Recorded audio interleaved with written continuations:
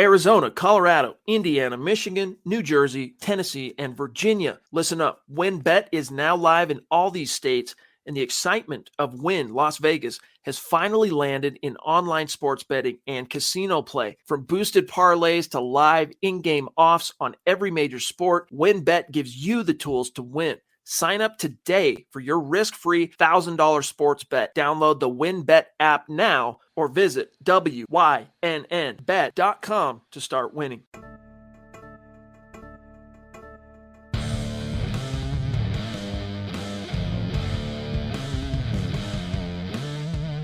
You're listening to Mile High Insiders with Nick Kendell and Luke Patterson. Head on over to milehighhuddle.com for all things Broncos. Now, it's time to find out what's going on behind the walls of UC Health Training Center. Welcome in, guys. It is Saturday night. It is time for an episode of Mile High Insiders. I am Nick Kendell, and joined by today, Erick Trickel. Luke Patterson is out enjoying Mother's Day with the family, and happy early Mother's Day to everybody.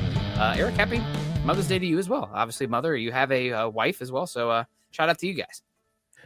Yeah, I mean, not sure what we're going to do for it. I think I'll probably pull out some nice steaks and cook them up or something. But outside of that, no idea what the plans are for it.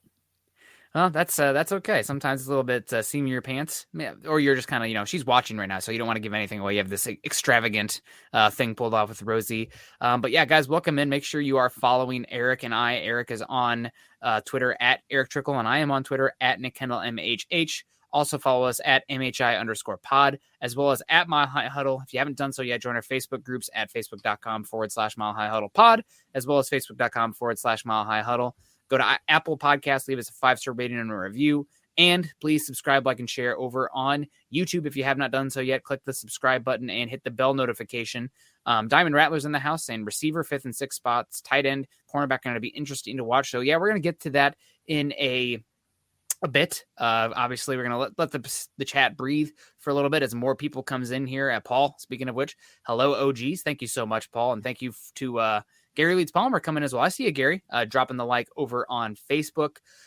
Erick, we didn't really get a chance yesterday to go further into the beyond the first two picks that were Nick Benito and Greg Dulcich. So kind of wanted to start it off with the Broncos' 4th round picks. We did talk a little bit about them, but let's start it off first. First off, so I want to say hello to Dave Griffin saying, good evening, guys. Go Avs. Yeah, Avs are up 3-0 right now, I think. Erick, are you a big hockey guy? I mean, there's got to be some hockey up there in Alaska, right? That's got to be a thing. No, I don't know anything about hockey. I was actually reading a thing earlier about like 6th overtime and 7th overtime and everything. No idea if it's true or not, but if it is, it'd be totally awesome, because one of them is like you have 5 pucks on the ice at the same time. But yeah, I don't know anything about hockey. I didn't even know the playoffs were going on. Like hockey's just way out there for me. I kind of grew to not despise hockey, but I went to college at a small liberal arts school on the Mississippi River called Augustana College. And at the time, the Blackhawks were like dominant. So everybody was a Blackhawks fan. And, just like when you don't care and then everybody else cares and like is talking about it all the time, you start to not like it as much. So don't really like the Blackhawks. Also, I mean, I guess if I had to rep any team, it would be the Avalanche or the Blues. Those would be my teams because I got a lot of family in the central east side of Missouri area. But keeping it in here, we got Lewis Condon saying, can't wait to be able to send stars. Yeah, Lewis, we'll appreciate that when that comes. But either way, hanging out with us, make sure you subscribe to us. If you can, I know not everybody's in the position to do that. So that's totally fine. We're happy that you're contributing to the chat in here tonight as your Saturday night before Mother's Day. Damari Mathis, first guy, Broncos using pick 115 at him. Erick, I'm going to ask you a little buy or sell here. Broncos were interested in Damari Mathis as early as 75, and they just got quote unquote lucky with him falling all the way to 115. Yeah, I mean, they were behind the Broncos. We talked about it a lot last night that they were mentioning him at pick 64, and they seemed to be fine with it.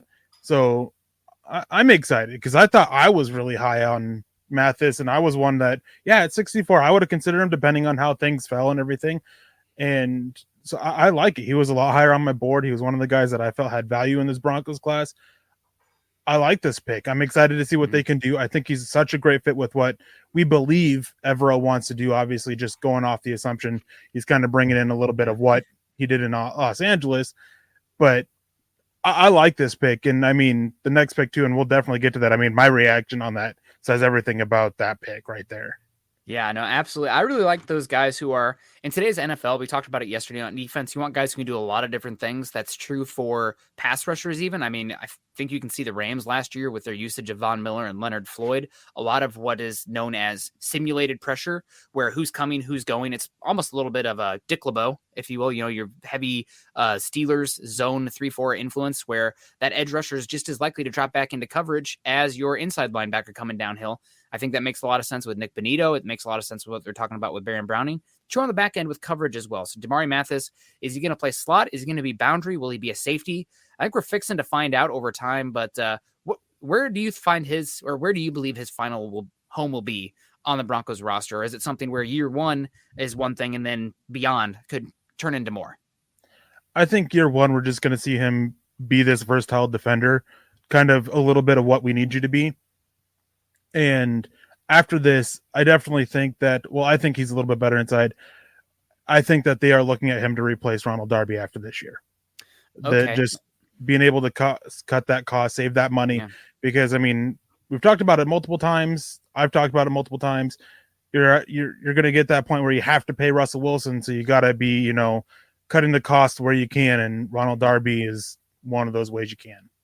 Yeah, no, absolutely. We got Kathy coming in here. Hiya, fam. Hope everyone is well. Glad I made it in time for the ball shaving ad. Absolutely, Kathy. Always here for it. We saved it for you. So appreciate you coming in. Now we can go. Now the show can start. Also. Phil McLaughlin's in here sending us stars, sending us love last night, sending us love today. We really appreciate you, Phil. And Phil says for you listeners at home, or you people, you know, cooking yourself a pre-Mother's Day dinner, just listening to the show, says sending love to all the mothers on MHH this weekend. # let's ride. So yeah, shout out to the moms. Man, I love my mom. I don't know about you, Eric, but I absolutely love my mom. I miss her a lot. I hope she's doing well. I'll see her soon for my sister's wedding coming up here. Michael also enjoying the ball reading ad, I think, or he's really excited about Star Wars, and it's the TIE Fighter, right? That's what all the LOLs look like when I see them. Jeff Noyes coming in. You missed May the 4th there, Michael. What's going on? Jeff Noyes saying, hello, Eric, Nick, and Broncos country. Good to see you, Jeff. Jay's also in the house saying, I'd say Russell Simmons, Bulls, and Williams are the best bets to start this year. I think you're pretty safe with those ones. We appreciate you, Jay. We'll get into that here in a bit. We want to go through that day 3 of the Broncos picks first, but we'll definitely get into the battles, and I think that'll lead right into it, honestly. Jeff Noyes also saying, I think the offensive line competition will be interesting. Yes, it will on the inside. It's going to be very interesting. Chase Wellner saying, howdy, y'all. Howdy to you. And I see Orange flashing in here saying for Eric's classic reaction on draft night. Yeah, we'll get into that one. We're going to have to I think I was pretty excited about that too, but it just seemed reserved compared to yours. I was like, wow, that's a good pick. So watching it, the funny thing is you see Carl's hand just kind of raised because you want to do it. And I look down at my phone and see that text message, that notification of it. And then you're just, wow, like this. Yeah, wow. Really, not super excited, but like not excited. Wow, either. So it's just like a complete contrast of different reactions to it. Yeah, probably my second favorite pick of the entire draft for the Broncos on that one. It was a good pick. We'll get into that some more here, but thank you so much, Paul, for your support. That helps so much. Also support coming in. Gary Leeds Palmer gave us the thumbs up on the way in. Gary, guys, be like Gary. If you're joining us on Facebook, click the thumbs up. Says, so happy to be watching Eric and Nick back-to-back nights. Absolutely. So sorry, you guys. He says, you guys rock. We appreciate that. Also shout out to Paul again, saying for the support. Travis in the house too, saying good evening again, Eric and Nick, Scott and Broncos country. Still not able to see the live chat conversation. Well, then come join us on YouTube, Travis. I don't know what's going on with the live chat. Maybe it's because it's Chad made the show about 10 minutes ago, so there's not as much of the buildup preemptively for that. So we'll see, but who knows? And Chase knows what's going on. Nick refuses to get excited over an ISU player. I sometimes wonder how good Iowa would be in football if Iowa State didn't exist, because they have 2 big state colleges, Power 5 teams in that state. Like Minnesota doesn't have any. It's a bigger state than Iowa. Wisconsin doesn't have any. It's a bigger state than Iowa. So maybe a little bit. But the one thing I love about Uzarike is that he does not know the taste of victory over my Iowa Hawkeyes. So I appreciate that one a lot. I can't say the same about the 2 Wisconsin guys, unfortunately. But my guest coming in saying, what's up, Broncos country? Good to see you. We also got Marcus coming in saying, hi, guys from the UK. Respect to all Bronco fans. Marcus, I hope you get some tickets to the Broncos at Jags on Halloween or right around Halloween. That'll be a lot of fun. Schedule release next week, next Thursday. So we should know a lot. Then I'm waiting with bated breath and crossing my fingers and toes that the Broncos going to Seattle does not fall on one of the ample backpacking trips or wedding that I have planned, but sometimes fate be a cruel mistress like that. Dylan Von Ark's coming in here too. Thank you so much, Dylan, for everything that's going on. You do helping us in the background. He says, "Sup, Broncos country. Make sure you guys hit that like button on the way in and subscribe if you haven't already." And also Michael saying, "Go Broncos and Iowa." So we're gonna get that one. If you say anything, Hawkeyes, it's everyone drink. That's my bar. That's my barometer for if I want you in the Broncos. If you beat the bleep out of my Hawkeyes, you're probably good enough to be on the Broncos for me. So see, but the best Hawkeye to talk about is Alan Alda. Like that's the only one that's really worth talking about. Alan Alda. Oh, okay, I got you. MASH. Or MASH. Yes, Hawkeye. Okay, wasn't Captain Kirk from Iowa too in the Star Trek lore? I think so. I'm not big on Star Trek. Not big on Star Trek. So, all right. Well, I out-nerded you there on that one. Who knows? All right. So getting into it, Damari Mathis some more. I really like Damari Mathis in this draft. Obviously, talked about him a lot. I do want to hear your opinion on his style of play versus two other cornerbacks in this class that I bucketed him similarly, and that I had rated above Mathis, and that ended up going above Mathis as well. So Cam Taylor Britt being one of them, he would have been my favorite out of this kind of hybrid safety off coverage athletic style cornerback. I think I was listening to Eric Dalala talk about it, where the Broncos couple scouts were like really excited about getting Mathis there due to the athleticism and the length that he provides. But Cam Taylor Britt, I'd put him in that mold as well. And then Alonta Taylor, who I thought maybe I was taking crazy pills because I watched him like this is a top 50 talent, I think, with the explosion, the length, the physicality. And then somebody like Jordan Reed, who I respect tremendously, is mocking Alonta Taylor to the Broncos in the 5th round, which he went in the middle of the 2nd round. I feel a little vindicated on that one. But how do you compare Mathis to those guys, and just that kind of your general thought on that hybrid player that's emerging more and more in the defensive backfield? Well, I mean, all three of them were actually really close in my rankings. I believe all three of them had 3rd round grades for me as well. I think Cam Taylor Britt was an early 3rd for me. Damari Mathis and Alonta Taylor, I think, were mid and late. Not for sure off the top of my head. Even looking at my board real quick, Alonta Taylor was an early 4th, so Mathis was somewhere between early 3rd, early 4th. But I mean, they're all not necessarily the same player, but they're that same style of player. And I liked all of them. I wanted Denver to at least grab one of them because they all have that safety corner versatility. For me, I thought Alonta Taylor was a lot more safety in the NFL, not so much as that corner. Whereas the other two, obviously, you have that boundary aspect with Cam Taylor Britt. I felt a little bit more than Damari Mathis. All very interesting. I'm glad Denver grabbed one of them. Mathis was of the threes, Mathis was my number 2 guy of those ones. So super excited for that, and especially for where they grabbed him. But yeah, similar players. And Taylor Britt Alonta Taylor went a lot higher than I thought he would. Yeah. I thought that he would probably go in that 3rd, 4th round. Same. And so it definitely was interesting that of those 3, Mathis was the one to go. Was the last one to go. Do you have any thoughts on that? Why could that be? Is it because the penalties that were associated with Mathis, or is there an injury issue or something about his play? Because obviously, we hear things after the draft. We were both liked Perion Winfrey decently. We were advocating for him at pick 64 in the mock simulator we did, and then find out after the fact that, had some physical issues with coaching staff, which, football's a physical game, but you don't want to be swinging on your coaches. So have you heard anything about Mathis sliding compared to those other 2 guys? Well, I think the penalties played a lot into it. Yeah. I want to say the missed tackles may have played a factor as well, but if I remember correctly, that was an issue with Alonta Taylor as well. Just not the most consistent tackler. I can't remember off the top of my head, though, if that was a concern with his. But I definitely think that the missed tackles were an issue with Mathis. Yeah. A lot of times where he would just kind of lose control, triggering downhill against the run and not necessarily secure the tackle, but the penalties were probably one of the biggest ones because he had a large amount of penalties during his career and last year, especially. Got to learn to trust his technique. And Amy's coming in here saying penalties. Definitely that's a possibility there. Also want to say hello to some people coming in here. Kayleon Green, always good. It's Kayleon, man. He always repping in here. Good to see you, Kayleon. He says, what's up, fellas? Happy Saturday. Go Broncos. Also, Travis coming back in saying, I'm kind of hoping we open the season with Kansas City and getting that monkey off Denver's back. What do you think about this? Because I am very much the other way around. The Broncos are going to be implementing not only a new quarterback with chemistry and all of that stuff, but also a new coaching staff, a new scheme. Do I want the first game to be this hypercharged game against Kansas City?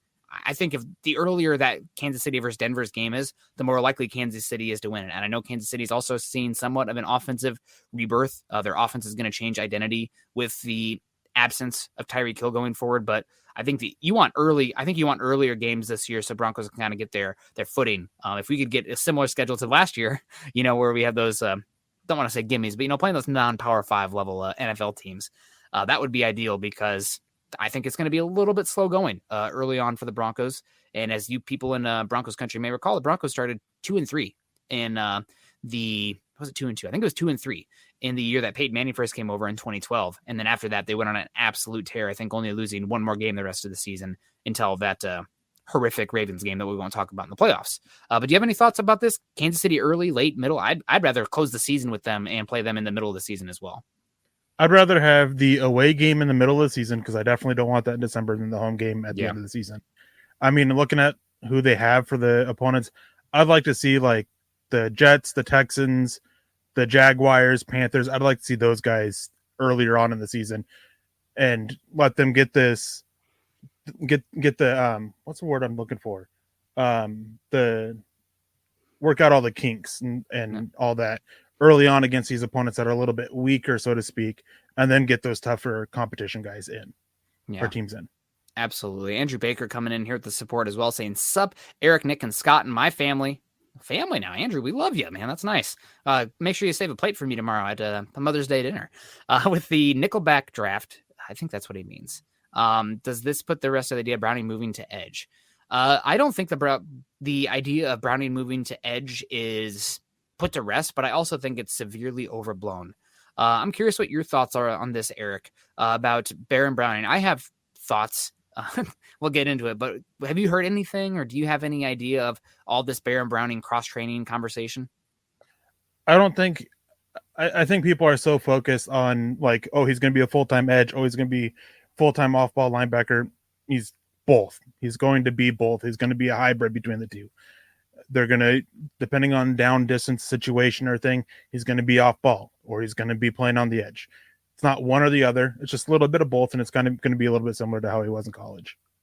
Yeah, and this comes back to something I was hitting at earlier. If you guys get a chance, it's over on YouTube. You can find it. Simulated Pressure by friend of the show, somebody I talk with on the draft and DM'd a few times, Ben Solak over on The Ringer now. He did a really awesome 3-part series. Each video is like 15 minutes long about defenses in today's NFL. And the last video of that series was about simulated pressures. And it talked about Mike Zimmer being the godfather of the simulated pressures. Just different ways teams are trying to create chaos up front while still only rushing 4 or 5 guys and dropping into 7, but not being static. If you line up 4 and then, your 2 linebackers and your 5 defensive backs every time, deep quarterbacks, especially the more veteran ones and good schemers, will pick you apart. So what you're doing more so now is to create chaos, having guys who play multiple roles. And we've seen it more and more in the NFL. Even sometimes you see defensive tackles, defensive linemen drop into space into a little hook zone to take away those crossing routes where linebackers, edge rushers, etc. are coming instead.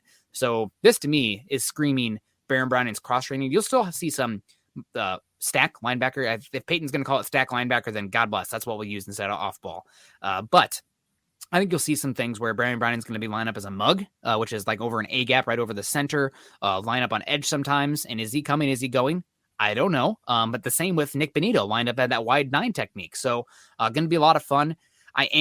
What I'd give to sit down in a room and ask Ejiro Evero some questions. Are we going to see more of the Brandon Staley style of defense with what he used at the Rams, or is it going to be more of the Raheem Morris, where it's much more cover 3 and 5 guys along the line of scrimmage versus 4? Fixing to find out.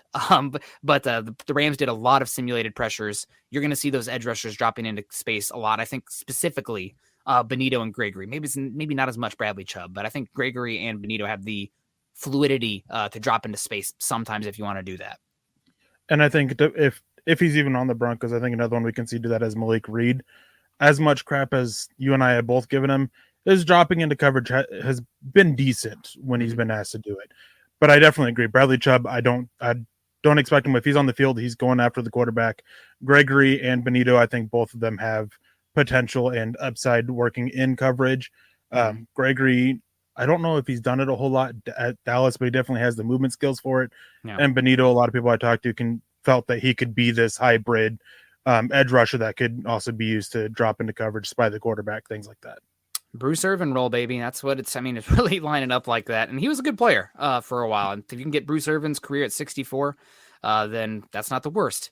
We got Phil coming back in saying Will Wattenberg, center the Broncos traded up for in the 5th round to get out of Washington, beat out Cushenberry for center, or will Quinn be in the conversation also? So, Eric, I'm going to answer the first one on this one. If Wattenberg sees the field this season, something went wrong.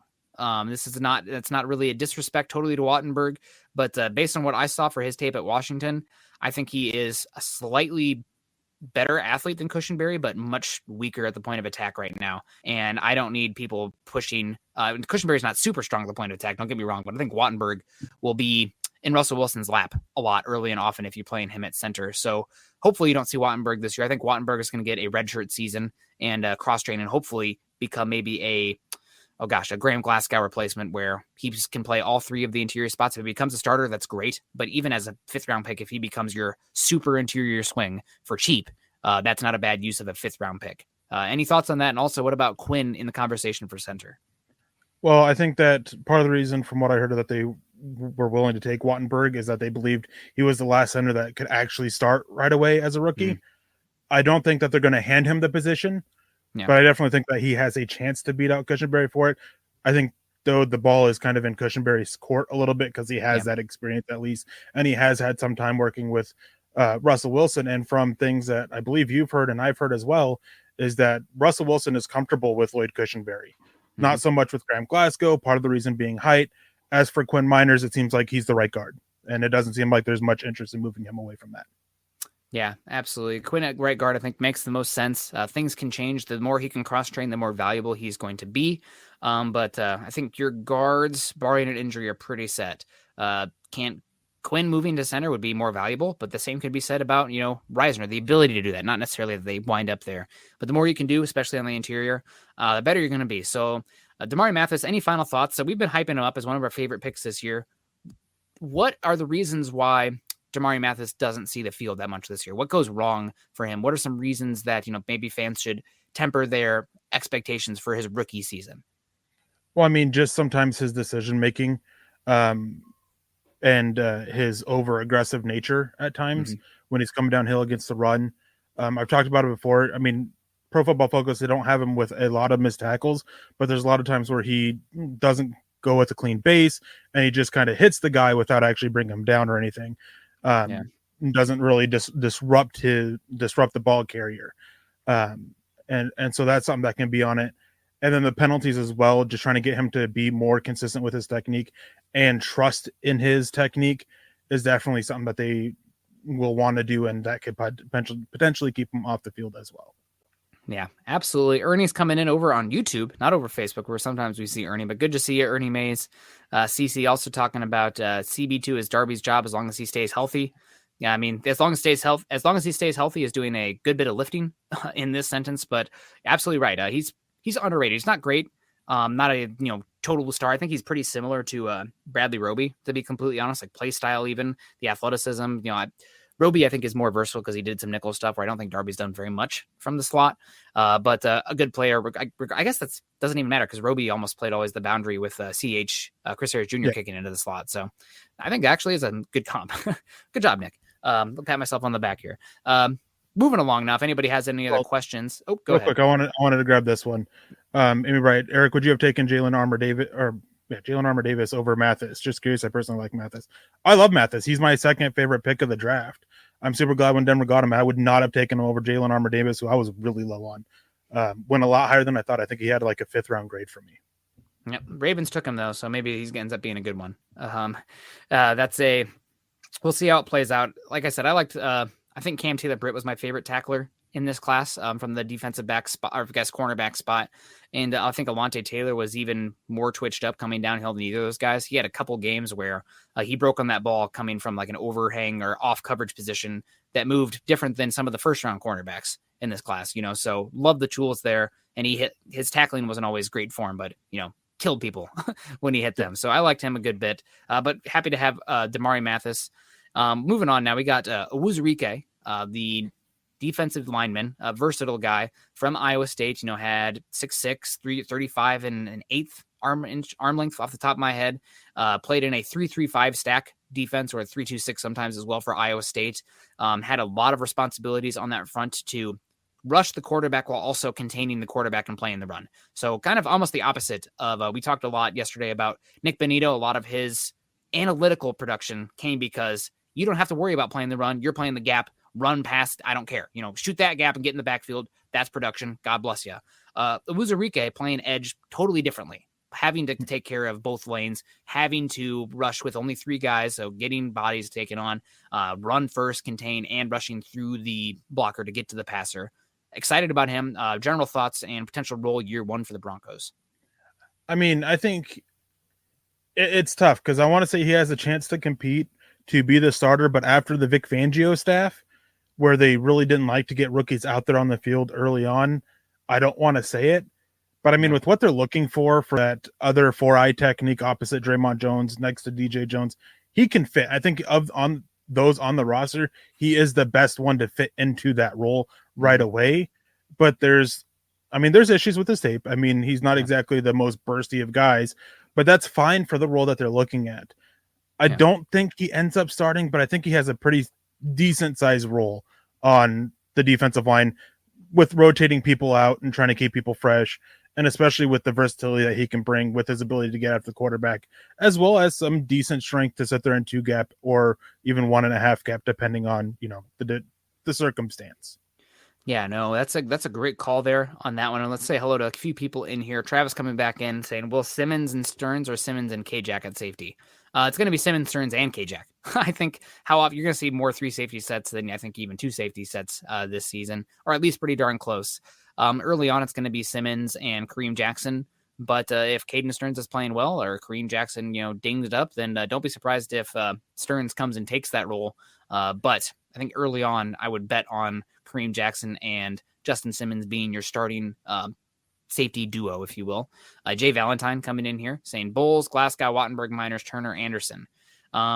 Bowles, Reisner, Cushenberry, Miners, Turner. I think that's basic. That's the easy one, but that's house money. That's the one I bet on for the Broncos, barring injury. What do you think about this? Getting rid of Reisner here for this starting lineup. I think that's probably a bit of a long shot. I know that, Reisner has not been incredible for Denver by any means, especially the fact that Reisner went before Elton Jenkins, who has been a all-pro interior level player for the Packers there, which is a bummer. But Reisner's been fine, I think. You're going back to the outside zone scheme, which he was originally drafted for.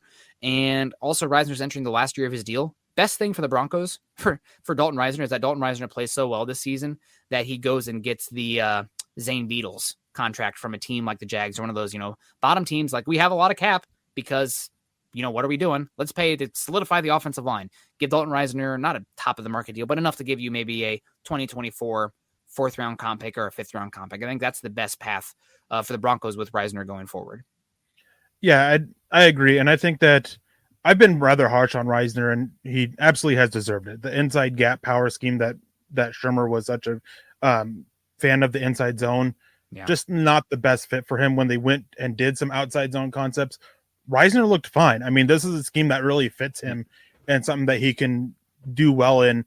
And I'm with you. I mean, looking at the future draft capital, extra compensatory pick in 2024 would be ideal. And that should be the route that you're going for. Maybe if he's willing to take a little bit of a discount, you can look at keeping him. But you've drafted guys that you could look at as like, okay, we're just gonna move on here, and we're gonna roll with Wattenberg at left guard, or we're gonna keep Glasgow around for another year, and he's gonna be our left guard, or whatever the case may be. Yeah, absolutely. And Roy Osborne showing his Midwesternism here, saying, sorry I'm late. I just got back from a cornhole tournament. You must be in the Midwest if you're calling it cornhole, because everywhere out here, whenever I've ever said that, they look at me like I said a dirty word, or like, they're about to kink shame me. Oh, it's bags. No, it's cornhole. You're from the Midwest. I'm calling it Roy. Roy, are you familiar with cornhole, Eric? No, when movies that you watch? No, when you mentioned cornhole to me the first time, I had no clue what you're talking about, because just like the looks you get at Seattle, that would have been a look on my face, because cornhole is definitely something more of a dirty body area here in Alaska. Well, Kathy's saying it's cornhole as well, so I'm feeling vindicated. Jason O'Neill saying, "Good evening, Broncos country. How's life, Eric and Nick? Life's going pretty well. I think Eric and I kind of flipped. Yesterday I was exhausted, and Eric was energy, and today I am 8 hours of sleep for the first time in God knows how long. And Eric's more tired, so feeling pretty good. And we're gonna just make this go as long as we can to keep Erica here alive, and everybody's loving the cornhole talk coming in here." John Houston coming in saying, just pray to God, just praying that God, football gods, whatever gods want to worship there, blesses the Broncos with a great year of health. That may be the difference right there. Yeah, health does make a lot of difference. The Broncos in 2015, I always think about this. If you lost one of those defensive players to injury, who knows how it plays out. But the Broncos had a lot of health that season. I think the Chiefs actually had a heck of a lot of health last year as well. The Ravens had horrible health issues. Those tend to regress to the mean either way the following season, unless you're the Chargers, who are built their stadium on an Indian burial ground or something. That's the only thing that makes sense to me. But health will be a big one for the Broncos.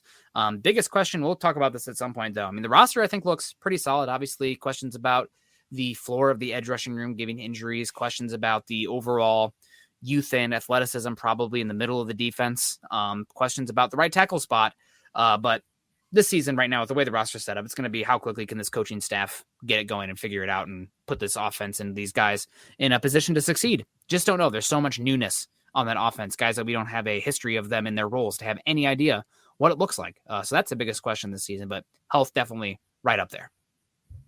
Yeah, and I mean, mentioning it with the health and one factor, I mean, it may have been what you mentioned. I kind of zoned out a little bit reading some of the comments in the chat. But with this, health is such a big thing because we don't know how the staff will be able to adapt to, okay, we have a new guy coming in having to start because we lost so-and-so in our starting lineup. Yeah. And that's something that I'm curious to see. So definitely hoping for health because, first of all, I don't ever want to see any player get hurt no matter how much I dislike them for any team. And I just want them to stay healthy and I mean, it's their careers. And so hope for that. And then, of course, the fan of me of wanting the Broncos to win. And best way to win is keep your best players out there on the field, which means they have to stay healthy. Yeah, absolutely. And Dirt Boy, this is a family-friendly show. Cornhole is a game. It's bags. You have to get the bags on there. And also, the Manscaped reads are pushing that line anyway. Talking cornhole after the Manscaped things, like, that's fair game.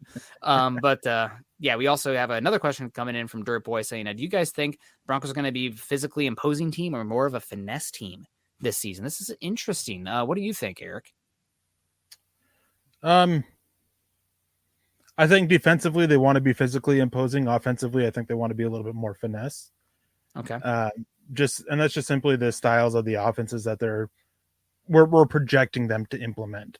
Because I mean, even though Nathaniel Hackett's basically said, yeah, we're going to be an outside zone team, which is typically a little bit more finesse. Obviously, you want some bullies up on the front, and Garrett Bowles. Dalton Reisner, I mean, he even has some bully to him. You like him. Quinn Miners, man. Quinn Miners. Oh, yeah. Quinn Miners, of course. I mean, he wants to take your lunch, your dinner, and your next day's breakfast. But yeah, so I definitely think that it's going to be a little bit of both, but I'd say a little bit more finesse because on offense anyways, because you're wanting your ball carriers to make people miss.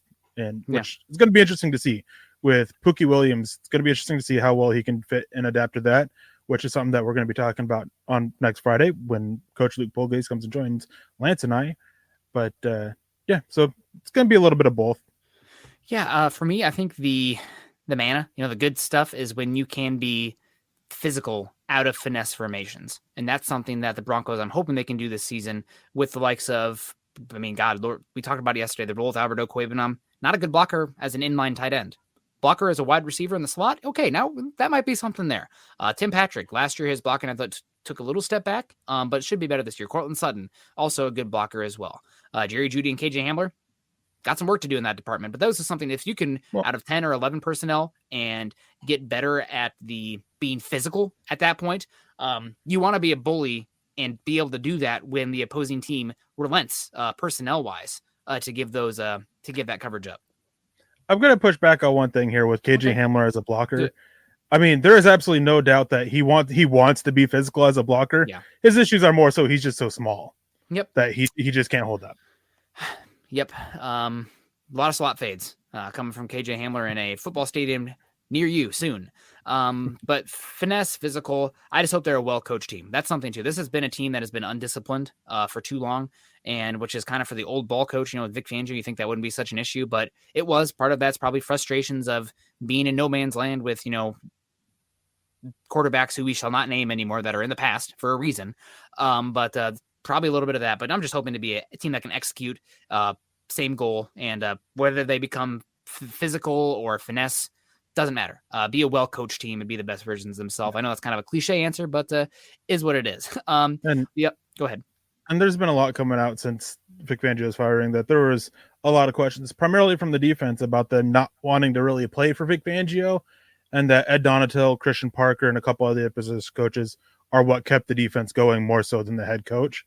So that's definitely something that you want to change. And that's one of the reasons why I like the energy Nathaniel Hackett brings. Yeah. Absolutely. Andrew also coming back in saying, while I live in Chicago, our neighbor was the cornhole master making custom boards. That's awesome. I did work on his roof, and in payment, he made me a custom Broncos board. Well, hit us up on Facebook or Twitter and share that, because I'd love to retweet that. Any custom Broncos boards would be pretty darn awesome. We'd be excited to see that. Dirt Boy also coming in saying, love the content, guys. Thanks for bringing it 24/7. Yeah, emphasis on the 24/7 for sure. We appreciate it. And you know what? 199 Super, God bless you, because the 24/7 wouldn't happen without stuff like that coming in here. Make no mistake, Chad sees the bottom line, and he knows what and who butters his bread. So if you guys supporting us like that, helps us a heck of a lot. Keeps the lights on for us. Dance monkey dance. That's what we're up here doing. So I guess we're the monkeys, and Chad's the one pulling the music box here. But let's keep it going. Uzarike, obviously the defensive lineman. What is his role this season for the Broncos? They talked about the versatility with him. They talked about the length. We kind of talked about his role at Iowa State in that 3-3-5 defense, which Bill Belichick honestly copied a good bit of what Iowa State had liked to do these past seasons, and it's worked well for the college game, especially in the Big 12. Maybe not as replicable in the NFL game because your rosters are smaller. You can't have that many niche defensive lineman types, but I digress. Your thoughts for Uzarike this season in the Broncos? What does it look like year one for him? And also, let's say year 3 and 4. I think year one, we're going to kind of see him as the sub role, kind of filling in a little bit of what Ashawn Robinson did with the Rams. And then I think year 2, year 3, and so on, we're looking at him kind of putting himself as a cemented starter, just filling out that role full time. Yeah, I definitely think that you said it. So mad at you for this one. It was your pick.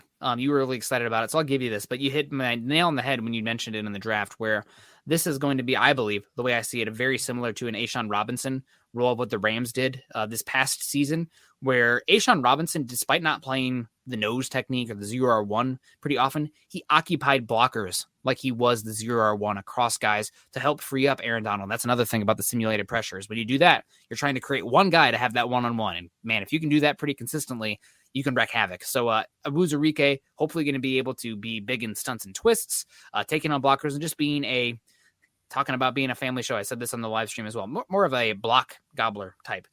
He's going to have to be better playing with his pads lower because he is so tall, and against double teams, even at the Big 12, which only had like 2 offensive linemen drafted this last year. I think both of them centers or interior offensive linemen. He's going to have to be better at playing with his pads lower. And if not, he's going to always have issues playing in a 1.5 or 2 gapping scheme. That's really the big thing. He's long, he's big, but he's almost too tall for how he plays. So do you have any thoughts about that? Is that something that can change? He's already pretty maxed out. I actually think that personally, even though you want him to get stronger, I think he could actually maybe be better there if he was a little lighter, because then he could be more dictating at the point of attack, pressing a gap versus, just being a plug there. I think that I don't think he's got much room on his frame to really bulk up as is, but I definitely think he can get rid of some of the bad weight and bulk up that way, cutting weight just to add it back as muscle mass. But I definitely think, 316, I think it would be best to get him down to being about 300, 305 consistently, and being able to play at that. I definitely think that would be a little bit of a help with his athleticism, help him get a little bit upfield a little bit quicker. So to speak. But definitely if you cut weight, you want to add back a little bit in muscle mass. And it was a similar issue with people had with Quinn Miners with his gut, his famous gut. Just cutting back on the bad weight there and building it back in good weight. Yeah, absolutely. And yes, definitely. Hopefully become a block gobbler for that defense. So that way they can play more small bodies behind him. So I definitely toeing that line of family friendly today, but it's Saturday, so we're having a good time. Now we have Turner Yell, the 5th round. They also have Montreal, Washington, and we've already talked about Wattenberg a bit, what we think there. So Turner Yell, probably purely special teams this year. I think it's going to be Jamar Johnson. You better bring your big boy cleats this season. PJ Locke as well, because whoever sticks out at special teams is going to get that final safety spot. And a 5th round pick with 4 years of control left for Turner Yell. Tie goes to him every time, even though the Broncos took Jamar Johnson last year. Maybe you can see one of those guys get traded for value, but that's my thought on Turner Yell. And Montreal, Washington, early pick, maybe, la-di-da. But he better be a good kick returner for that range, considering there was, other players available. Any thoughts on that? I mean, with Turner Yell, Locke, and Johnson, you kind of hit it on the head with that one, is special teams. Yep. 2 of those 3 got to step up there to make up the roster. And with how they play, with my evaluations of them coming out of college or prior to that, Jamar Johnson seems to be the odd man out there. I mean, physicality just isn't his strong suit. Special teams, not his strong suit. Delaire and Turner Yell, at least he's not afraid to mix it up. And he's a pretty capable special teams player. PJ Locke, he showed that last year. So I think that's the role we're looking for. Then after that year, we can possibly see him, if he develops into this more versatile defensive back role, kind of multiple hat kind of defensive back. Montreal, Washington, bring it as a returner. That's your way onto the roster. That's what you were drafted to do. If you don't do it, well, in my opinion, there's 2 returners that they brought in as undrafted free agents that are better than you. They brought in Trey Quinn, who's not exactly a not the most explosive athlete, but he's one of those solid returner guys that he's not going to put the ball on the ground. So I mean, they have other options. So Washington, ball's in your court. Step up or step back. Yeah, absolutely. Keeping it going here, Matt Hennington, Broncos 6th round pick, and then Feyen Hicks. I remembered it this time. Also, don't forget, CC's bringing up Broncos also brought in J.R. Reed. Very cheap, be easy to move on from him. They're really emphasizing that special teams in the back end of the secondary. And I think I heard that in the time when George Payton was in Minnesota, no team drafted more defensive backs than the Vikings there. So they really like to take a lot of those guys, and special teams value is going to be big. It might even be more important with the Ejiro Evero's defense, given it's going to be very defensive back heavy on the field as well. So good call out there, CC. Matt Hennington, like him a lot. I think his body type's a little interesting. I wish he was a little bit longer. I wish he wasn't so high-waisted as well. He's kind of a little bit looks like a bullfrog sometimes out there when he's exploding into the offensive line. Great athlete, though. Extremely intelligent. Can do some gap and a half, 2 gapping stuff as well. Was asked to do it a lot at Wisconsin. That's the kind of guy that you're betting on every time at that area. I have no issue with that pick at all. And then Feyen Hicks, another Badger there. Guy who actually never really stood out to me watching the Badgers. Tested well. I feel like he stood out in a bad way sometimes, giving up some big plays, but a solid athlete. And just kind of overall draft theory here for the Broncos. I kind of like what they did here, day 3.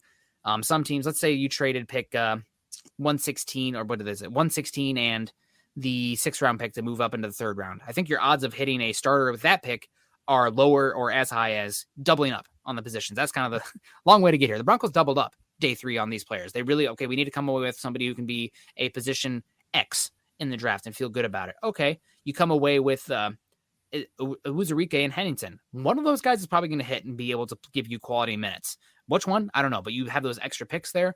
You really bolstered your ability to have a positive outcome on one of those guys. Same with a cornerback spot. Feyen Hicks, Damari Mathis. One of those guys, you increase your odds there to walk away with a starter. So I really like the doubling up here, especially with the early day 3 with the late day 3 picks. Yeah, with Hennington, I mean, if you want to be impressed with him, just turn on the Notre Dame game. I mean, he stood out so consistently there. So did his teammate, who's absolutely a tremendous defensive lineman prospect for next year. Unfortunately, that was a game where Feyen Hicks caught your attention in a bad way. No. There was one play where he just happened to allow the catch. He had really good positioning, but his lack of length just kind of showed up a little bit and just couldn't hang in there at the end. Yep. You could see his physicality, and he just fits one of those. He's just one of those pieces of special teams is your way onto the roster. You got to step up there. With Hennington, I mean, he's got his effort is just nonstop. I mean, you hear that often. Oh, this guy's motor runs at 110% every single time. Matt Henningsen's motor runs at like 500% every single snap of the game. No stop to him. And even late in the game, he's still firing on all cylinders. Yep. It's just tremendous. And he's got the makings of a defensive lineman that just hangs around in the NFL for a long time. Maybe not ever develops into like this fantastic starter, but he's just one of those guys that you want in the locker room. You want around other people or around his teammates and everything. Young guys when he gets a little bit older because of his intelligence and ability. Because, I mean, he's a guy who I believe he can coach after he's done. He's got a high football IQ, high intelligence, works well with others. He just checks all these off the field boxes that you want in your room. And so I think that he's a guy that can stick around for a long time, even as a rotational piece. Yeah, I see a little bit of Harrison Phillips with him. When I watch his game, a little bit of double, you can see the athleticism springing out of his step, kind of a weird body type. It just gets it done. So I'm surprised he wasn't invited to the combine. I'm surprised he fell to the 6th round, given his athletic measurements. I get that his frame maybe is maxed out a bit. You know, there's not really the proportionate type of body type that you want. Do you have any thoughts on that? Actually, on the not invited to the combine, after I saw the invite list for the combine, I saw that he wasn't on it. I immediately reached out to one of my contacts. And his response was no idea why that they had him as a 3rd round player. That may have dropped since then, most likely did, or they just were a team that already took a defensive lineman and just didn't want to add another one for whatever reason because of bigger needs elsewhere or whatever the case may be. But there was one team out there that was really high on him and was absolutely stunned he didn't make it. Wasn't invited. Well, out of a Uzarike as well as Hennington, Broncos probably got a cheap starter on the defensive line. Maybe not in 2022. I wouldn't bet on 2022 for that. But 2024, 2025 of those last 2 years of the deal, going to be value there. So hopefully that's what you want. Also, want to just give a shout out to David McElrath coming in here with the super sticker. Thank you so much, David. We appreciate you. Hope you're doing well. And always good to hear you. He's David and I go way back on a small Facebook group. So shout out to David. Good to see you here. Appreciate you. So now we're getting into it, the main topic again with the last, 10, 15 minutes of the show, camp battles that we're most excited about coming up here. And Eric, I'm going to kind of be host here and you kind of give me your thoughts on some of these ones. So these are some of the more interesting battles, in my opinion. I'm going to start with one where the Broncos made some moves this offseason, a lot of movement here. Who is going to be the tight end 1 come the end of the season? Who's going to be the guy who gets the most snaps, most involved? Is this going to be a 12 personnel heavy offense? Is this going to be an 11 personnel heavy offense? Where do the snaps fall for the tight end position? I think by season end, we'll see Greg Dulcich kind of separate himself as being the top guy at the tight end position. Few reasons for that. One of them, I think he just offers up just a little bit more versatility in his effort as a blocker, even though he's not a good blocker. His effort is unquestionable, unlike with Albert Okwuegbunam. I think we're going to see after listening to what Nathaniel Hackett and others have said about Dulcich, we're going to see a niche type role for Albert O, which just opens the door for Dulcich to really step in. And plus, I mean, the assumption here is Russell Wilson signed off on Dulcich. There was a reason why, and it's going to be he wants him involved in the offense. And do you have any thoughts when the Dulcich pick happened? I mean, we've liked the smooth athlete, not an incredible athlete. There's a reason he went pick 60, pick 80, not pick 20 like Noah Fant. But I was actually surprised to hear Nathaniel Hackett and George Payton just compliment his blocking so much. I think that he's improved a lot there, going from wide receiver to tight end early on at UCLA. But to me, he did not look like a great blocking tight end. I actually thought that Noah Fant in Iowa, especially his junior year, was a better blocking tight end on tape than Greg Dulcich. Now, that was a little bit, maybe that he had some benefits there because he had TJ Hawkinson on the other side of him for a lot of those, and TJ would take the more demanding assignment as far as the blocking, leaving Noah Fant on the other end. But do you have any thoughts on that? It seems like they liked Dulcich's blocking, or at least the upside there. I mean, I can see the upside, liking the upside for it, because when I watched him back, and I did this with every draft pick after the Broncos did, I went back and watched him. I could see the reason for belief in his upside as a blocker. Okay. Praise for his work ethic, praise for his desire that he's never satisfied with where he's at. And he made strides as a blocker, and he still has more strides to make. He wasn't a good blocker, but his effort was just nonstop. He wanted to try, and you could see him. He consistently worked for better positioning, Most of his issues just came down to a little bit of technical issues, some strength issues there as well, which isn't going to help with the transition to the NFL. But there's always a little bit of technique tricks up your sleeve that you can have to improve certain areas or cover up certain areas. And strength as a blocker is one that strong technique can help cover that up. Yeah, absolutely. We got Robert Perez saying, "What's up, fellas? Not too much, just hanging out. What's up with you, Robert? You guys are the best. Insight is top notch. Thank you so much. I mean, God, it's sometimes I have to pinch myself that we're even here having fun with you guys hanging out. So we really appreciate that. That means a lot. Also got Money Mark saying, "Can't wait to beat up the Lock and the Seahawks, even if he plays. That'd be fun. I mean, heck, I'm hoping to beat up everybody this season. That's not just Lock. You know, no hard feelings. Broncos took him in the second round. Didn't work out here. No ill will. Think we upgraded. Happy that's behind us, but good luck. Whatever comes next for you, Drew. And I think he's going to carve out a long career in the NFL, whether he is starter or a backup. So good for him, man. He's going to make millions. Dirt Boy also coming in and supporting us here. Thank you so much, Dirt Boy. We appreciate that. Benjamin Flores in the house, and good evening, fellas. Cheers. Go Broncos. Nick, loving the hair. Reminds me of my hair. Untamable. Yeah, I need to get a haircut. I'm in a wedding a week from today. So I'm going to get a cut on Tuesday. But yeah, it's definitely, I got the wave going. I actually had a massive, like, fro-ish kind of thing in high school. I played basketball too, so I'd put the sweatband underneath, kind of looking like a Moon from Tropic Thunder. It was not a good look, I gotta say. But keeping it here, the positions that really intrigue me. Wide receiver 3. I think this is one that everybody is penciling in. Jerry Judy.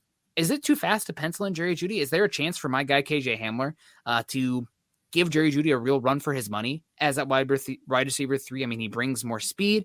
I think he's probably going to make teams think twice more about playing too high defenses, creating more space underneath for Javonte Williams. Do you have any thoughts on that? Potentially seeing more KJ Hamler threatening there? Or is that way too much of a long shot? It's not a diss to Jerry Judy. I like Jerry Judy. I think it's more that I really like KJ Hamler. I'm a big fan of KJ Hamler. I think it's safe to pencil in Jerry Judy as your wide receiver 3.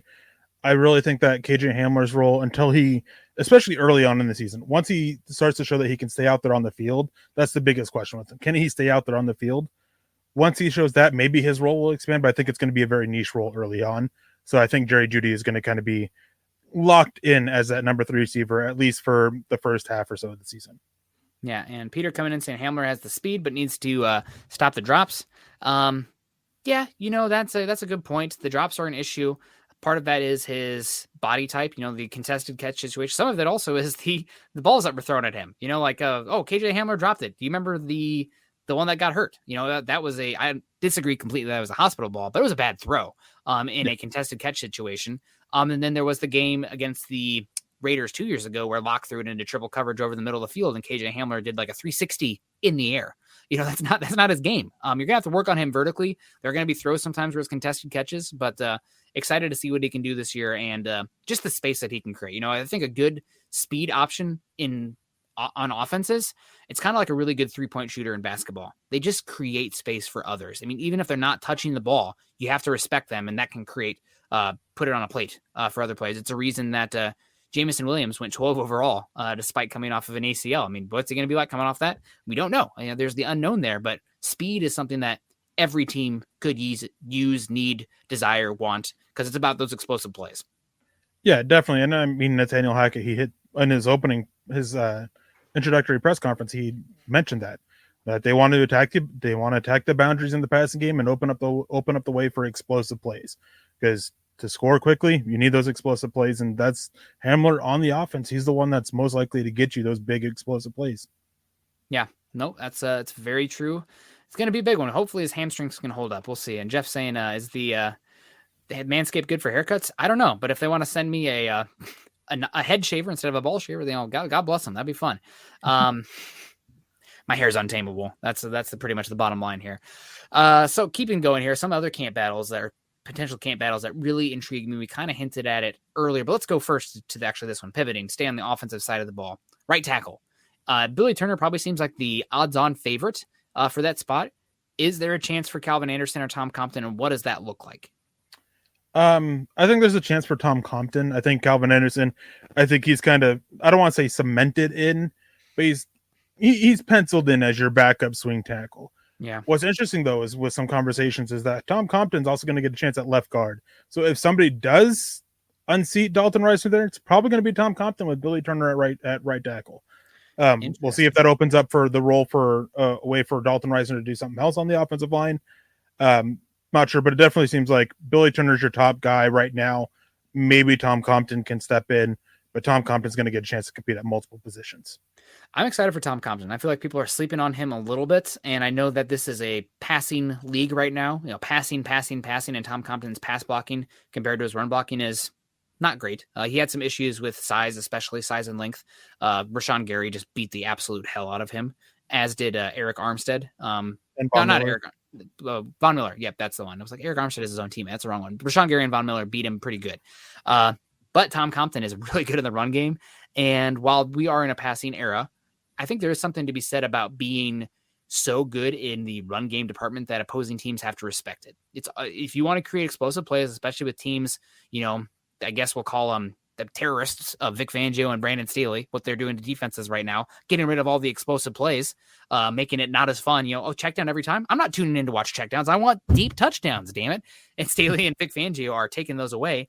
The best way to counter that is having yourself a dominant run defender or a run blocker or a running game in general to help create those explosive plays. So I think there is a role for Tom Compton and something to be said about, somebody like that who is questionable in the pass blocking, but so good in run blocking that you have to account for them by numbers, coverages, et cetera, therefore creating explosive plays when teams are playing cover 3 or cover run.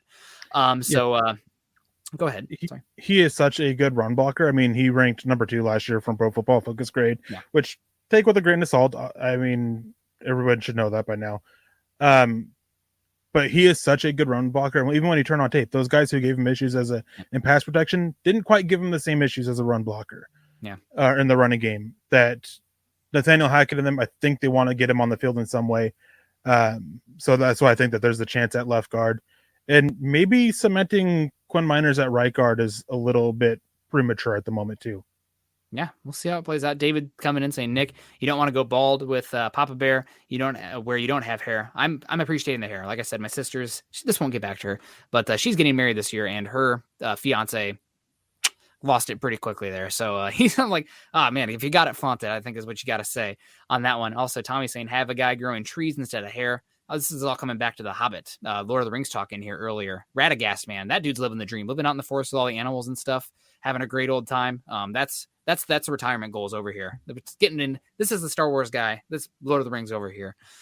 We got Chase coming in saying, is it unlikely that we see Glasgow and Reisner both starting?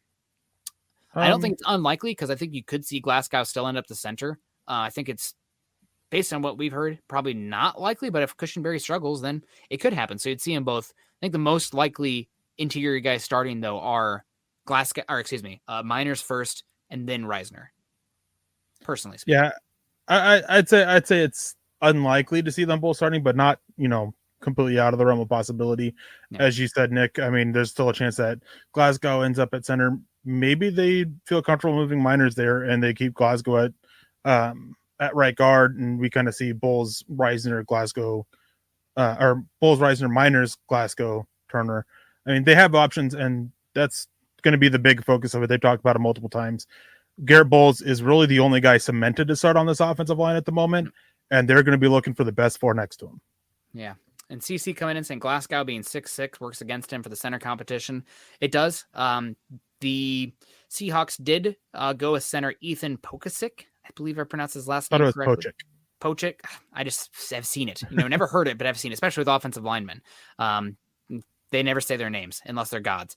But he was a 6'6" center as well. Maybe that's not something Russell Wilson wants to deal with after having dealt with it in the past, but he has worked around it. So if it's the best guy out there, then I think it will be the case. I know the Broncos, if like Cam Jurgens fell to pick 64, he might be a Bronco right now instead of Nick Benito. And then we'd have a entirely different conversation about, Cushenberry trades, et cetera. But it's where we are right now.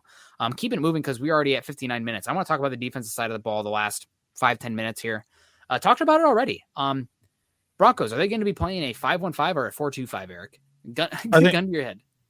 5-1-5.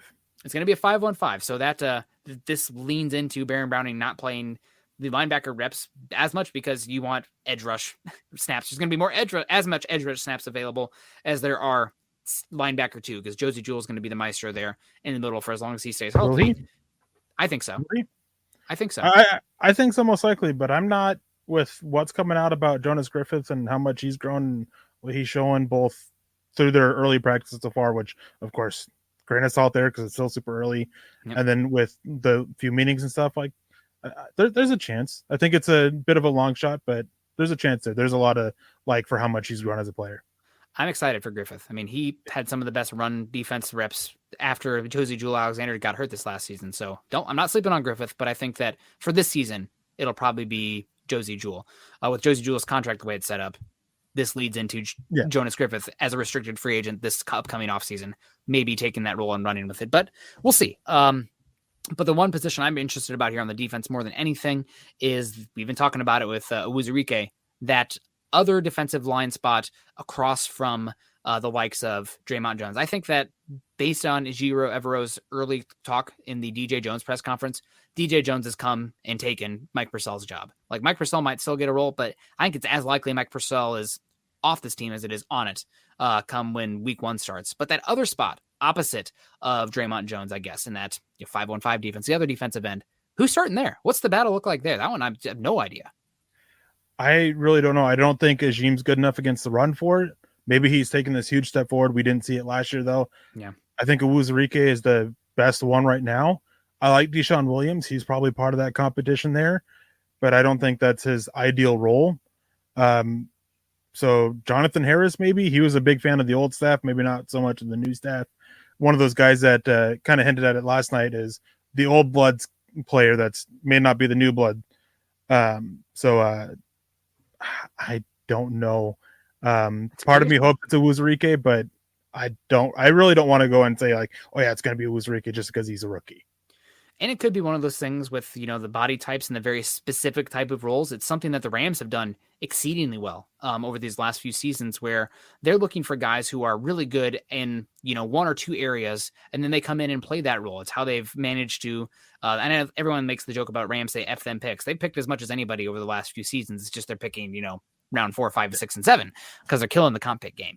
But they find these very specific role players and only put them in those spots to do it. So maybe you see a Uzarike first and second down with McTelvin and Ajim on third down, where they're still playing that 5-1-5 because it's, or even a 4-1-6 kind of look there. But will be interesting to see there. No doubt on that one. We have Travis coming in with a question saying, curious, has anybody picked up Kenny Young yet? Not to my knowledge. Kenny Young was fine for the Broncos last year. Definitely a breath of fresh air after the monstrosity that was the Cleveland Browns game from the linebacker group from the Broncos. But Kenny Young's still out there. So is Alexander Johnson. I am a little bit surprised that Alexander Johnson's still available. I know he's a little older because of what happened at Tennessee and him not starting his career. I think he was a 26-year-old rookie when he came to Denver. But Kenny Young being out there still doesn't surprise me that much. It's a little bit tongue-in-cheek when I say this one, but it's like, oh man, why would you bring back Josie Jewell? Kenny Young and Alexander Johnson are better. Learn ball. Yeah, no, they're not. Wrong. Hashtag learn ball. No, but for sure, that's definitely an interesting battle. And hopefully Kenny Young and Alexander Johnson get picked up soon. Happy to have Josie Jewell back for the contract they do. Last spot here for me that I want to talk with you before we get on out. I think we already said, Kareem Jackson playing that first spot. Quan Williams right now is the only guy on this roster that on paper, I feel good about playing a heavy dose of slot snaps. Caveat being last year, do you know who the Rams' number 1 player for slot snaps was last season? I used to. It's far and away one player. Jalen Ramsey, wasn't it? It's Jalen Ramsey. Jalen Ramsey played as much slot as he did boundary last season. So I think there is a possibility where you see Patrick Surtain, who's now, I would say, as good of an athlete as Jalen Ramsey on the field. Jalen Ramsey, I think his tape and his athleticism has dropped a bit. Still an amazing cornerback, no doubt, but I don't think he was what he was, 2 years ago. But it had a lot of slot snaps this last year. I guess leading into that, do you see Surtain maybe getting that role, or is he just too valuable on the outside? I won't lie to you guys. All this people, Broncos have a terrible offense. That's great. I love defensive scheming and how that comes together, and I am fascinated to see how this looks. So where are these guys going to go? I think he's too valuable on the outside. I mean, okay. franchise corners are so hard to find, right? And on the boundary, I think that's what I think that's what you're looking at for him. Quan Williams, and I mean, I mentioned about it. I wouldn't be surprised if we see Mathis in the nickel if we have to. Yeah. Kareem Jackson can drop down there. I think a big reason why they did what they drafted the way they did was so they could have this versatility on the back end. I just hope, like you, that Asang Bossy doesn't end up out there seeing a lot of time as a nickel. I'd probably rather turn to Turner Yell or Hicks at this point, because at least we don't know what they are. We know Asang Bossy is bad. Yeah, you don't have to go for his whole life there, but yeah, he struggled. No doubt about that. The one who sticks out for me that you didn't mention here, so I'm glad about it. Right now on paper, my favorite second slot option is Caden Stearns. He played as many free safety reps last year as he did box, as he did slot. Let me pull it up here real quick. Last season for Caden Stearns. Where is he at? He's right there. 94 box snaps, 119 free safety, 97 slot. He's really good. He's a really good athlete. He can wear multiple hats. Am I crazy here saying that Caden Stearns is your backup slot if something happens? Well, I mean, he definitely could be. Reason why I mentioned Kareem Jackson, not Caden Stearns, is I believe that Kareem Jackson will be your third safety. Stearns kind of being that other too high safety. Mm-hmm. But whoever loses that battle, I think you could do it. I mean, you could even have it be a situation where Stearns is that number 2 safety there, but he's still the one that they're dropping down into the box or into the slot. I'd still rather Kareem Jackson. Watching Kareem Jackson last year work as one of those 2 high safeties left me worried quite a bit. Yeah. He's definitely lost a step. So, I mean, definitely either one of them works. I'm a big fan of Caden Stearns. I'm excited for what he can bring, and hopefully he shows consistently what we saw last year on tape at times. Because last year, as good as he was for at moments, the consistency just wasn't there. Yeah, and bringing it back around here to Quan Williams and bringing it all the way around to wrap up the show and put a nice little bow on it. Keep talking about, this is the theme of the show today, simulated pressure up front. You're talking about not only Baron Browning in that role, you're not only talking about the Broncos' first pick this season in Nick Benito, Quan Williams as well, an incredible blitzer, very physical. You want to talk about, not necessarily blitzing, but who is coming and who's going. When you have an option who is as physical and as good of a blitzer as Quan Williams is as well, when Baron Browning and Nick Benito could easily play the edge and drop back, or Randy Gregory, I think you can do a lot of different things up front with those guys. So I'm really excited to see some of these pressure packages that the Broncos can cook up this season, just to create chaos, not only for the opposing quarterbacks, but the offensive line. The Broncos do have to. The thing is, it's kind of like, eating your vegetables, so to speak. You have to clear your plate to get to dessert. These fun things that you can talk about, these pressure packages, simulated pressure, et cetera, et cetera.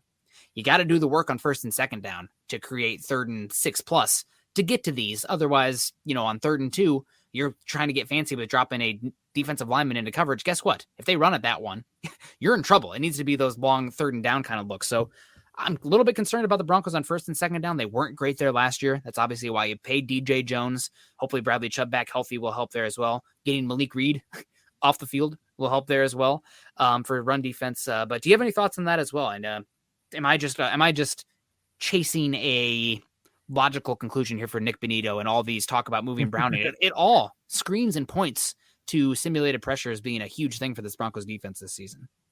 I mean, I think that is going to be a huge thing for them, is that they're really trying to focus on improving the run defense. Again, as you mentioned, why they went out and got DJ Jones and other aspects. Quan Williams, as you mentioned, really good blitzer on there.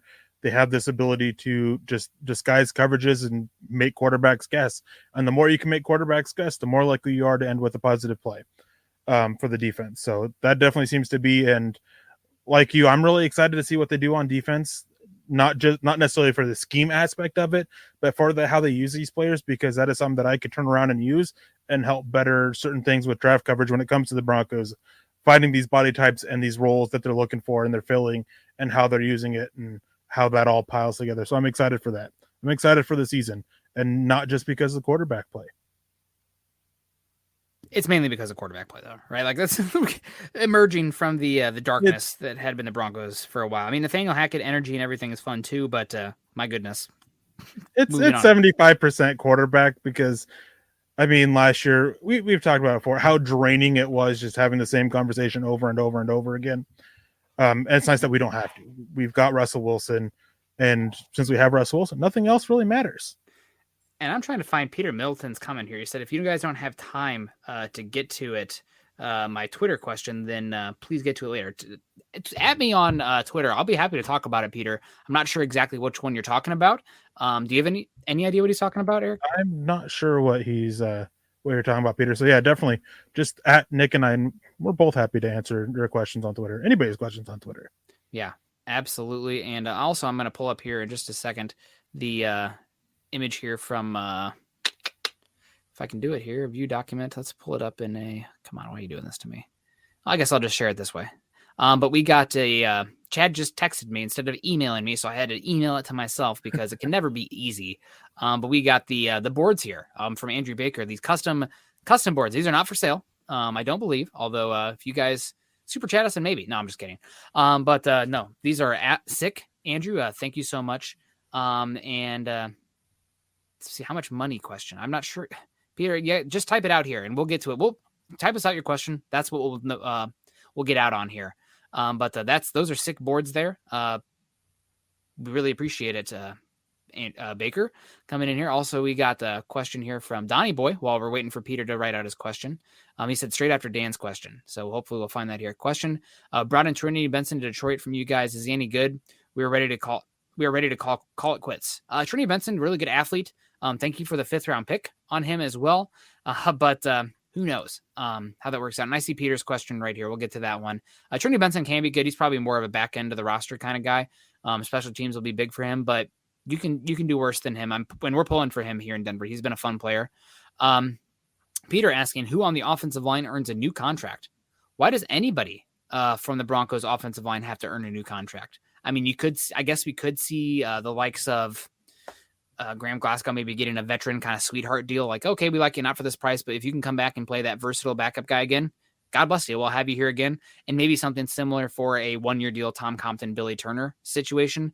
But I don't think as far as earning a new contract, it's going to be a situation where the Broncos are going to be looking to outbid anybody for these guys, especially where the contracts are coming up right now. I mean, you can create some space moving on from Graham Glasgow. You can create some space moving on from Ronald Darby, but Draymond Jones is going to get a big deal. Bradley Chubb hopefully is good enough this year that you have to choose about tagging him or not. And while I know that Russell Wilson's contract with the extension, you can lower the cap hit next season while making it ballooning in future years, which is not the worst bet to make considering the salary cap's probably about to explode with the new TV deals coming in. But for me, it's really, I'm not really tripping over myself to pay big money for any of these guys that are going to be potentially on the way out. I don't see any of them as building block players in the offensive line. Yeah, Garrett Bowles going to have to play better than he did last year, but still, he's a building block player in the offensive line. And I think Quinn Miners is as well. The rest of them, though, I would not say so right now. I mean, 1-year deals for cheap, flip them for a compensatory pick. Yep. Maybe, absolutely. I mean, as you said, maybe a Graham Glasgow, something cheaper. Maybe Tom Compton. I don't think Billy Turner will be back. I think that he'll be one that's going to aim for a bigger contract elsewhere. Because the Packers were a little late in letting him hit free agency, right? Yeah. They kind of held on to him for a little bit, which always hurts. So that can be a way for that. And I think that was part of the Denver's plan with some of these guys they signed, they're looking at compensatory pick options. Yeah. Absolutely. Well, guys, thank you so much for joining us today. Hopefully we got to your question there, Peter. We appreciate you and appreciate everybody coming in today and supporting us. Obviously, as Mile High Insiders, Luke will be back next week. I won't be. I will be celebrating one of my good friends' wedding, flying back to the Midwest. So make sure you're tuning in then. Tomorrow night, we'll be live again with the Huddle Up show with Chad and Zach coming back. So make sure you're tuning in for that. Follow Eric and I on Twitter. Eric is at Erick Trickel, as you can see here. And I am at Nick Kendell, MHH. Also, make sure you guys are following us at MHI_pod, as well as at Mile High Huddle. If you haven't done so yet, find our Facebook communities at facebook.com/Mile High Huddle and facebook.com/Mile High Huddle pod. If you're listening to us after the fact or you listen to podcasts like I do, I'm a psychopath on podcasts. I'm walk the dog, 3 to 4 miles a day, and I listen to podcasts on 2 times speed. And I also do a lot of administrative work for the scientific trials that I work on. Guess what? Podcasts going on. So I'm a big iTunes person, if you are as well, find us on iTunes, a Huddle Up Podcast, and scroll down and leave us a 5-star rating. That helps us a lot. There's a lot of good Broncos content out there, content creators, but I like to think that we're special because you guys, your contribution, the community here, that's what makes Mile High Huddle different than anywhere else. So we appreciate you if you do that and be part of that community, speaking out for us and as we speak out for you guys. Also, if you haven't done so yet, please click the subscribe button or smash the subscribe button, hit that bell notification at the top, share this show wherever you listen to the shows or wherever you listen to your podcast and on your social medias. We appreciate you guys. Eric, what's the rest of your night looking like? Hopefully you can get some sleep for your big surprise for your wife on Mother's Day tomorrow. Yeah, super big surprise. Whatever that may be. Gonna go eat. Gonna go play some Lego Star Wars with the wife and the kid and just spend some family time before getting to sleep. All right. Well, appreciate you for joining us today. Appreciate everyone for joining us today. Like I said, hit the like button on the way out. Make sure you're following Eric and I on Twitter. I will be back again Monday morning for a Broncos for Breakfast with Scott. So appreciate you guys. Everyone choose kindness, choose compassion. Happy Mother's Day to all the mothers out there. And if you haven't called your mother yet, please call your mom. If you can, if you haven't, you're in our thoughts this weekend. I know that's got to be tough for those people. So love you guys. Have a good one. Go Broncos. You've been listening to the Huddle Up Podcast. Join Broncos Country's deep divers at milehighhuddle.com to keep the conversation going.